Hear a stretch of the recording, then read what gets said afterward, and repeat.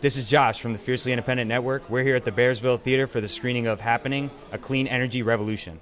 It's just a matter of time, and we can either drag our feet the way we are currently, and it will take longer, and the world will be a little less habitable and less pleasant, or we can get our act together, and it won't be quite as awful. My name is James Redford, and I'm a filmmaker, and I'm the director of Happening, A Clean Energy Revolution. For those of us that are concerned about climate change, the question is, what's the solution? And you can't get very far into that conversation without looking at renewable energy. So I did, and what I found very quickly is that some really interesting and encouraging things were happening that most Americans didn't know about.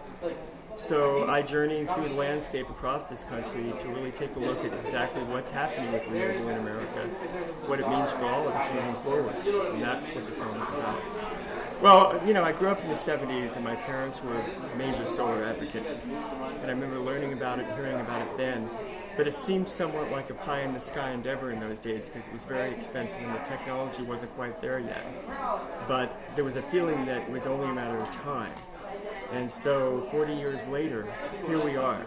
And I feel privileged to be able to continue to look at that story that I was familiar with from my parents' point of view when I was a child. I think post-production on this project was the hardest thing because we decided at the very beginning to try a lot of things to try and make this film not another boring environmental documentary. And it involved a lot of shticks and a lot of tricks and a lot of left turns and right turns along the way. And editing it down from a 2.5-hour rough cut to a 72-minute final was really hard. The other part was, I've made, close to 10 documentaries, but this is the first one that I was actually in.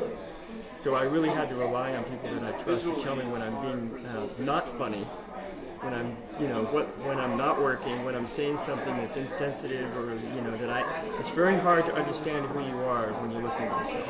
So that was very hard.